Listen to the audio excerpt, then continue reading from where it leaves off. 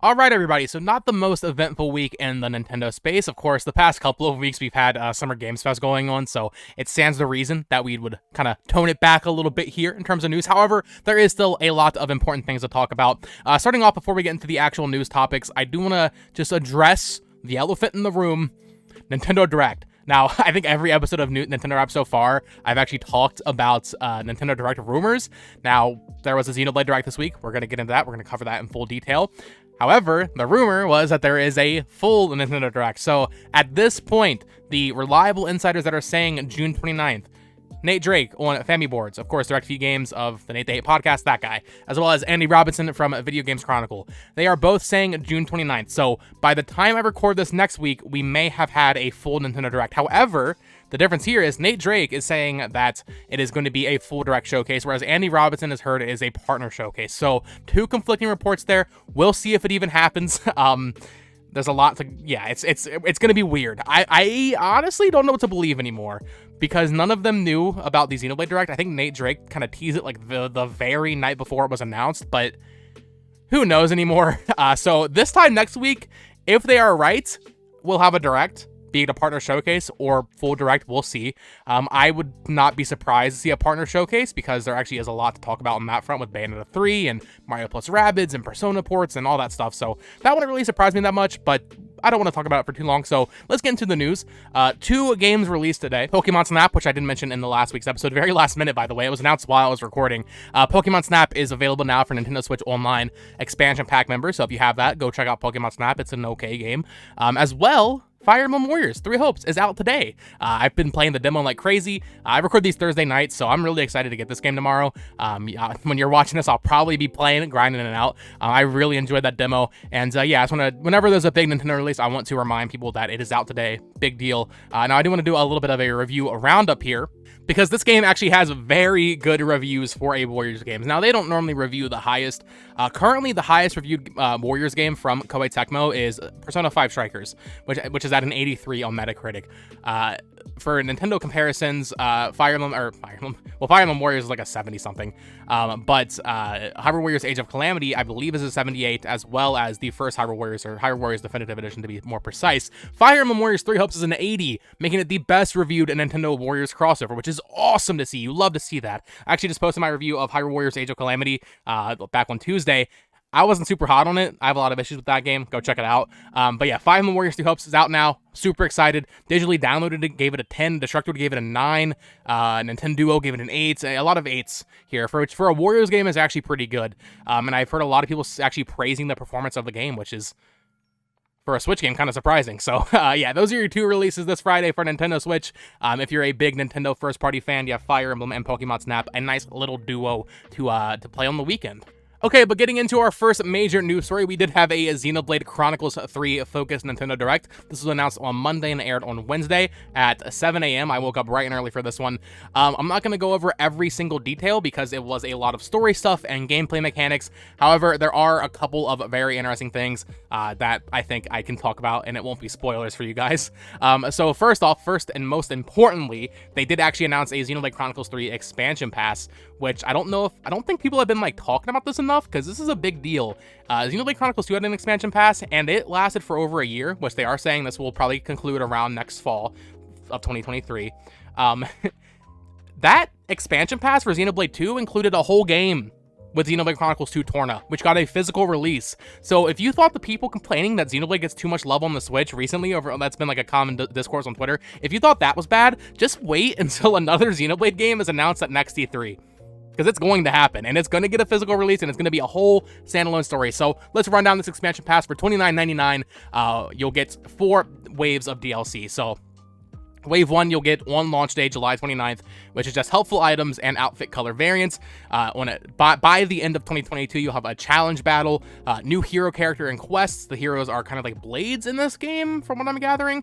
That's like your allies, not your main core cast, but like heroes you can like swap out, as well as new outfits. You'll get that this year. Wave 3 will be more challenge battle, new hero and character and quests, as well as new outfits once again. So those two waves are pretty similar, just kind of expanding upon the base game. And then by the end of 2023, you will have a brand new story scenario, which If it's not the scale of Torna, they've done a bad job of marketing that, because obviously anybody that's played Xenoblade and had the Xenoblade 2 expansion pass are gonna be expecting a Torna size expansion. But yeah, I mean, I saw people on family boards, on Twitter just being like, man, I don't want them to announce a season pass this early.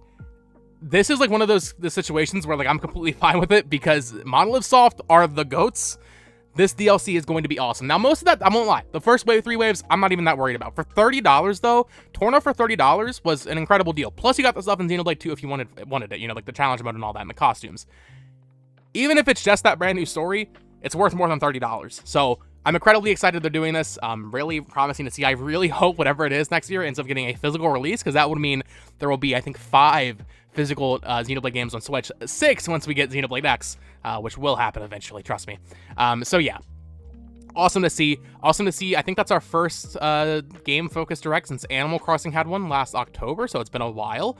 And then yeah, we should hopefully be getting a regular direct later this year, but we'll see. All right, so I haven't been really keeping a track on sales data for specific regions. However, I think for at least this territory, I should be doing that because it's very important. The Switch has surpassed 25 million units in Japan alone. So I believe right now the Switch is around, I'm going to put it up on screen because I actually don't remember. But 25 million just in Japan is crazy. The Switch is thriving in Japan. And when you see this stuff, it really makes you wonder, like, man, why isn't Soul Hackers 2 on Switch? There was recent data that suggested, or I guess it was just straight up just data. It didn't suggest it. It just showed it.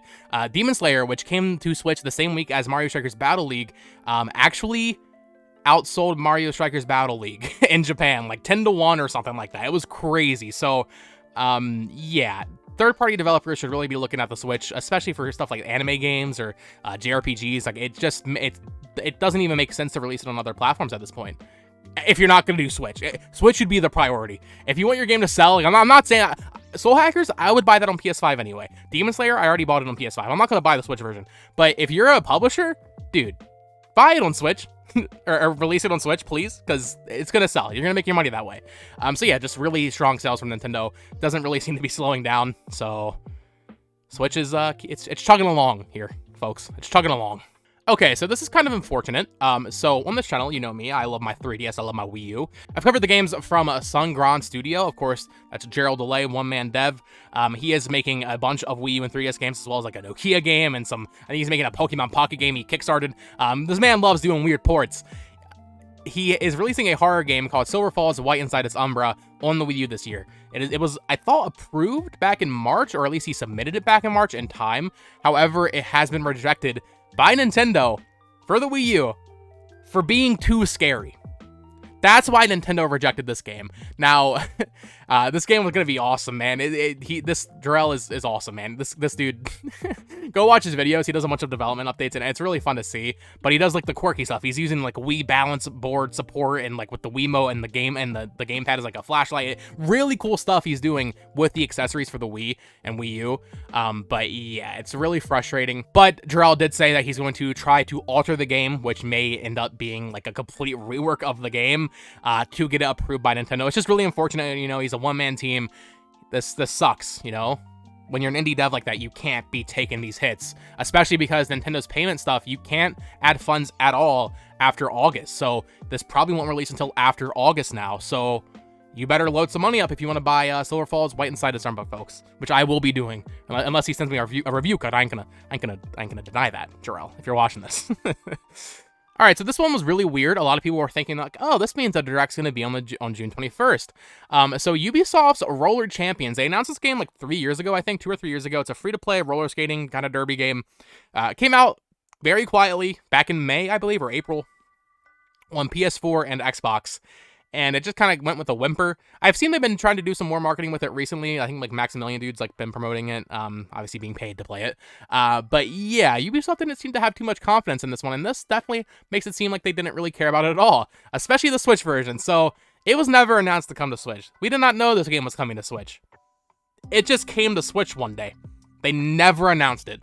The only announcement, the only official confirmation we had of this game before they updated the website and everything was a maintenance tweet saying they were doing maintenance on the Switch version, and then it just released.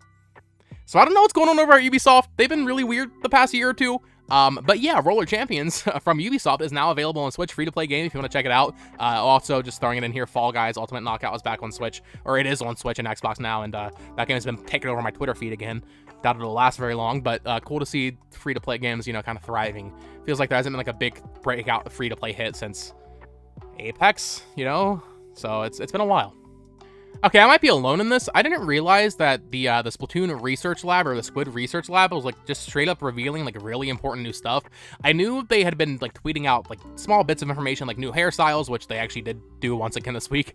But they're like showing straight up like new stages. So we got a new stage for Splatoon 3 announced called Undertow Spillway. It's a, let's see what it says here. Undertow Spillway, which is a former flood bypass that's now used for turf war battles. This abandoned facility is another shining example of upcycling, as the very terrain lends itself to strategic and hard-fought skirmishes among Splatsville's folks. So, yeah, it's just crazy to see that they are just showing this game, and it feels like no one knows about it. I'm very in tune with the Nintendo like fan base and community, and like just no one talks about this. The marketing for this game's been very weird. They haven't really been showing that much new stuff. What they have been showing has been very kind of underwhelming in my opinion. So I do think we're gonna get a Splatoon 3 Focus Direct soon, probably in the next 2 months, and I'm looking forward to that. But yeah, they've just been trickling out Splatoon 3 information, new hairstyles, new weapons, I guess new stages. Wouldn't be surprised if they just like, here's the single player, you know, one day if we don't end up getting a direct, here's your global test fire. But yeah, Splatoon 3, check out the Squid Research, or I guess it's Splatoon NA on Twitter. They've been tweeting out a ton of updates for this game, just pretty consistently. So yeah, they keep updating, or they keep posting news updates for this game, and no one talks about it. So I just wanted to mention that. I'm probably not gonna mention it every week because they do post a lot, but a new stage I feel like is big enough to warrant mentioning here. And on that same note, GameStop in the USA has announced that they will have a pre-order bonus for Splatoon 3. It is going to be a sticker sheet. If you like stickers, you get yourself some Splatoon stickers. I guess I'll probably do that. I don't know. unless there's a better pre-order bonus somewhere else. Chris Meledandri of Illumination Studios actually was interviewed about the Mario movie recently, and revealed some interesting information. The movie is apparently about 3/4 of the way done, so they're getting there. It's coming out next April, of course. It was delayed. It was supposed to come out this holiday season. But just this really interesting quote I wanted to put in here. Well, obviously, the news here is that it's 3/4 of the way done, but this really funny quote. Chris was cast because he felt he could give a great performance as Mario, and now that we've done about 15 recording sessions and the movie is 3/4 done, I sit here and say that I love his performance as Mario. He's given such a strong performance. Now, the actual funny thing here is Chris Pratt himself said that his Mario voice is, and I quote, unlike anything you've heard in the Mario world. Now, I don't know about you guys, it sounds kind of like, maybe I'm overhyping this. That sounds like a threat. Chris Pratt's like threatening us with his Mario voice. Just the way it sounds. Obviously, yeah, it's not actually like, you know, he's just hyping it up. But yeah, I'm excited to see this movie. We should be getting a trailer hopefully later this year. So yeah, Mario movie. Let me know. Are you excited for the Mario movie? I am cautiously scared. So this is just an interesting tidbit. Sonic co-creator Yuji Naka confirms that Michael Jackson composed the music for Sonic 3. Now, if you don't know, this has been like an urban legend that Michael Jackson actually did help compose some of the tracks for Sonic 3 and Knuckles. Or yeah, Sonic 3 and Knuckles. But recently, or actually, I guess when I'm recording this, Sonic Origins just came out. I'm not going to shout that out because it's just Sonic and not a Nintendo game. But Sonic Origins is out if you want to play it. And Yuji Naka, on release day, actually tweeted out, does Sonic Origins Sonic 3 have a different song? And they said, oh my god, the music for Sonic 3 has changed, even though Sega official uses Michael Jackson's music. This has been like a myth for like 30 years that Michael Jackson composed music for that game, but we had no idea. You can actually even find old interviews with Yuji Naka where he said, like, he was asked, like, hey, did Michael Jackson work on this game? And he's like, oh, I'll save that information for another time. Like, he's been very coy about it. This question has not been answered. And here he is on Twitter just one day dropping this bombshell that Michael Jackson did, in fact, compose at least some music for Sonic 3, which is just interesting. I wanted to throw it in here. You know, it's rare that, like, a video game legendary little, like, rumor has finally come to a close here. But yeah, I just wanted to mention that. And now I just want to shotgun fire some release dates that we got this week. So No Man's Sky is coming to the Switch on October 7th, 2022, with a physical edition, which is nice to see. It looks like it's no like download necessary, although this is a very updated game. I'm sure we'll get one very soon, but it seems to be on cart at launch, which is nice. However, really interesting It's not gonna have multiplayer at launch. Now, I haven't played No Man's Sky since it came out. However, I remember that was like the big deal. Sean Murray straight up lied that about there being multiplayer, and then it ended up that there wasn't multiplayer. They eventually added it. I don't know how big of a deal it is. Like, is that crucial to the gameplay experience right now? I don't know. But at launch, No Man's Sky is going to be single player only on Switch, which is weird. Just wait, guys. Just don't release it if it's not ready. At least it's coming to Switch, I guess. And I wasn't really expecting it to get a physical copy anyway, so I guess that's cool. As well as that, Taiko no Tatsujin Rhythm Festival is coming to Switch on September 23rd. You can go to Bandai Namco's website. There's like a pre-order with a drum set and all that. So if you are interested in Taiko no Tatsujin, go check out that. There seems to be a lot of those on Switch. Am I wrong? I feel like they've been releasing those like every year. Moving on, this is actually a Japanese release date, but I wanted to mention it here just because I thought it was interesting enough. Dragon Quest X Rise of the Five Tribes Offline launches September 15th, 2022 in Japan, and the DLC is delayed to 2023. So, of course, this is Dragon Quest X Offline, if you couldn't tell. So I knew it was coming out this year in Japan. I didn't know they were breaking it up into DLC, but I guess that makes sense because it is an MMO. If anybody watching this video knows, are they still updating Dragon Quest X, like with new content? Because like I said, it makes sense that they would sell like the expansions as DLC for this new game, but I don't know. I kind of expected it to be a fully complete package. I guess not though. I really hope this comes to the West. I don't think it will. This is the only chance Dragon Quest X has of ever being localized. Maybe one day, but we'll see. And then final release date here for you folks. This is a mobile game update, but I just want to shout it out because I don't know how much love this game gets in the YouTube community. Dragalia lost. So they announced this a few months back that this game was actually going to be ending its service this year. We have a release date for the final chapter, which is going to be in 2 parts. The first part is launching on June 24th, so today when you're watching this, or when I upload this. And then part 2 will release on July 25th, and then the entire game is going to be shut down a few months later, late at some point this year. So Dragalia lost. I remember this game got announced. I made a video of it on my old channel. People seem to be hyped. People liked it when it first came out. I know my roommate loved this game. But yeah, I guess it just couldn't really keep its foothold in. And then final random news thing here. Or I guess there's 2 more things here. Klonoa Fantasy Reverie series, the new remake of Klonoa, has a demo on the Japanese eShop. People seem to be loving it. Seems like it's a really good remake. So if you have a Japanese eShop account, go download that. And then the actual final thing here, news story before we get to our Switch top 5, is this is just embarrassing, and I wanted to mention it. Star Wars Knights of the Old Republic, game-breaking bug makes completion impossible. You cannot beat this game right now. There's just a bug that happens at some point in the game that it just makes it so you can't beat the game. And you know what's worse? So Aspyr, the developers, have said they're working on a patch for this, which they better. But they have recommended that you put in a cheat code to pass it. You have to put a cheat code in that teleports you past this point in the game. That's bad, man. This is a port of an original Xbox game. You cannot be releasing this stuff unfinished. You know someone in QA knew about this, and you release it anyway. That's bad. I think pre-orders for this have already gone up on Limited Run, have they not? Correct me if I'm wrong. Is that going to be the unpatched version? That sucks. So, yeah, really bad work from Aspyr there. I love what they've been doing with all the Star Wars ports, but that is unacceptable. You cannot release a port of a game from like 2003 with a game-breaking bug that wasn't in the original version. That's just bad. That's bad. That's BM, dude. And then ending off here, our Switch top 5, like to end the week looking at the top 5 results on the Switch eShop. What I was doing was I used to go to Nintendo for all my articles, all my sourcing. I was using their post, but I realized I can just go to the eShop myself and check what it's currently at. So, for future reference, this will be Thursday evening results for Switch top 5. So Thursday evening, this is before 5 and Warriors comes out, so this might change next week. Right now, surprising results here. I did not expect this to be number 1. Number 1 is TMNT Shredder's Revenge. Number 2, Mario Strikers Battle League. Then we have Nintendo Switch Sports at number 3, Stardew Valley at number 4, and Minecraft at number 5. So I want to talk about that top one. I cannot believe TMNT has already dethroned Mario Strikers Battle League. People seem to be down on that game, man. Mario Strikers Battle League. TMNT people seem to love. I haven't played it. I'm not personally a big fan of beat-em-ups, but awesome to see that game just doing extremely well. It's getting, I think it has like a 90 or something on Metacritic. It's crazy. So yeah, that game's been doing crazy well over the past week. But Mario Strikers, man, everything I've seen, I have the game. I haven't played it too much, but everything I've seen from people that like really like the Mario Strikers series have said it's not as good as Mario Strikers on GameCube or on Wii, which is just sad. But obviously I can't say that for myself. I haven't played it personally enough to, say that. I didn't like what I played of it, I'll tell you that much. But I had never played a Mario Strikers game. Maybe they're just not for me. But yeah, overall, people seem to be kind of down on that. So I wouldn't be surprised to see that never take the #1 spot again. I don't know if Fire Emblem's good enough to, or like, you know, a Warriors Fire Emblem game. I don't know if that's popular enough to take the #1 spot next week, but we'll have to see. But that is going to wrap up this week's episode of Nintendo Wrap. Thank you all so much for watching. If you have any suggestions or feedback for the show, let me know down in the comments below. Of course, let me know what your favorite news story from this week is, also down in the comments below. For me, it's definitely the Xenoblade Direct and just the expansion pass and just a good story all around, knowing we're getting Xenoblade for the next year, and then that can lead into Xenoblade X or, you know, whatever they want to do, and then switch to by at that point, you know. So the Xenoblade love keeps going on. They're supporting the series more than Fire Emblem right now, I feel like, which is awesome for me because I love Xenoblade. But that's gonna do it. Thank you all so much for watching. Peace.